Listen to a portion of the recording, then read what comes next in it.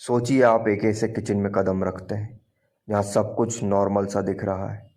मसालों की खुशबू है, मिक्सर की आवाज़ है। लेकिन क्या हो अगर आपको पता चले कि ठीक इसी जगह किसी की बॉडी को डिकम्पोज किया गया है।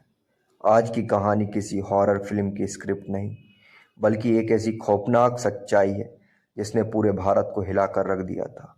एक पत्नी, एक किचन और एक ऐसा कत्ल जिसे सुनकर आपकी रूह कांप जाएगी। ये कहानी है कस्तूरी और उसके पति गणेश की। गणेश एक बैंक मैनेजर था। बाहर से देखने में यह एक साधारण सा दिखने वाला कपल था, ठीक वैसा ही जैसा हमारे आस पड़ोस में होता है। लेकिन इस घर की चार दीवारी के अंदर रोज झगड़े होते थे, जिस कारण कस्तूरी के अंदर एक अकेलापन घर कर गया था। इसी अकेलेपन का सहारा विनोद बन गया था। विनोद कस्तूरी की बातों को ध्यान से सुनता था। एक टूटे बिखरे दिल को और क्या चाहिए, कोई उसे ढंग से सुन भर ले, वो उसकी हो जाती है। कस्तूरी विनोद की बहाव में आकर खुद को पूरा पाती थी। विनोद एक सब्जी वाला था जो कॉलोनी के नुक्कड़ पर सब्जी का ठेला लगाता था। विनोद का परिवार बिहार के गांव में था। इस बड़े शहर में वो भी अकेला था। इसलिए देर रात जब गणेश नींद की गोली के नशे में होता था, तब विनोद कस्तूरी से मिलने पिछले दरवाजे से घर में आता था। कस्तूरी को इस पल का इंतजार दिन भर रहता था कि कब रात के 1 बजे और विनोद आए।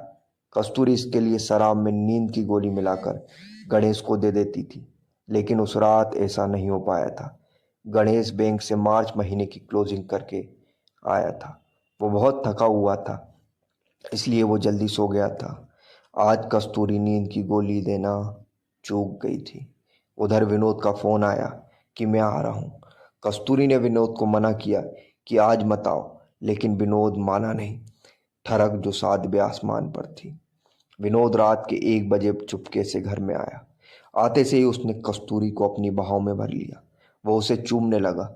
कस्तूरी और विनोद एक दूसरे में पूरी तरह खो चुके थे। दोनों की सांसें गोली की रफ्तार से ऊपर नीचे हो रही थी। तभी कस्तूरी को किसी के होने का एहसास हुआ।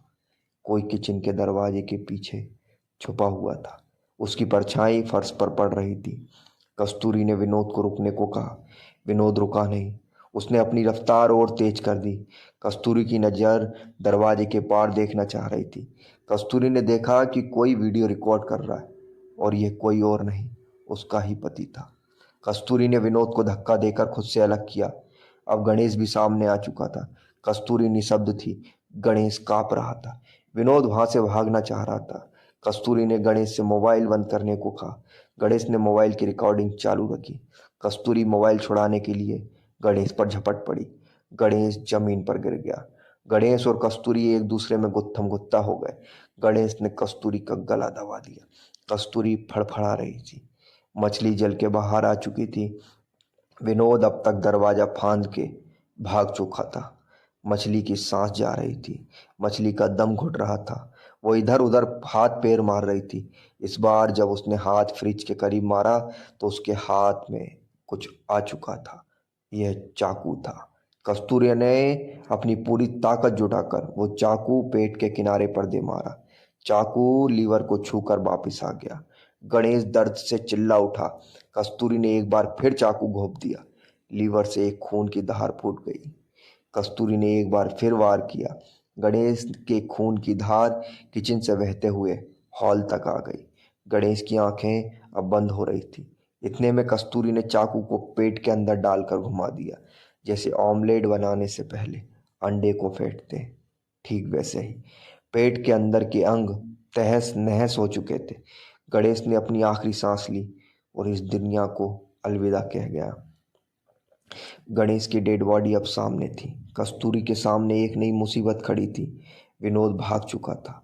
उसका मोबाइल बंद आ रहा था।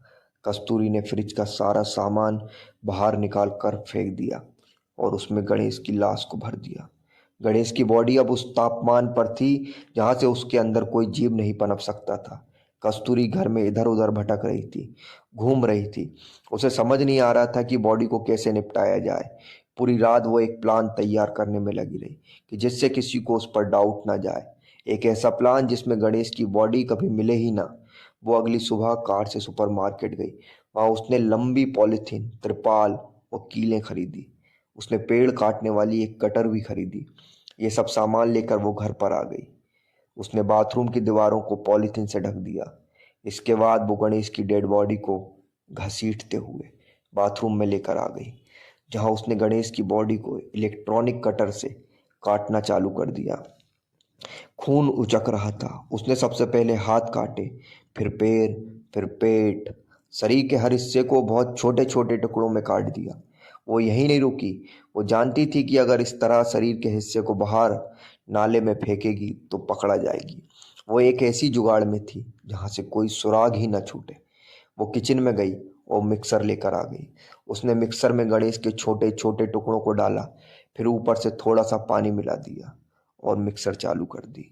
मिक्सर की आवाज़ से बाथरूम गूंज गई। मिक्सर बहुत तेज वाइब्रेट हो रही थी। कुछ देर बाद गणेश का मांस एक बारीक पेस्ट में बदल चुका था। कस्तूरी ने उस पेस्ट को बाल्टी में खाली कर दिया।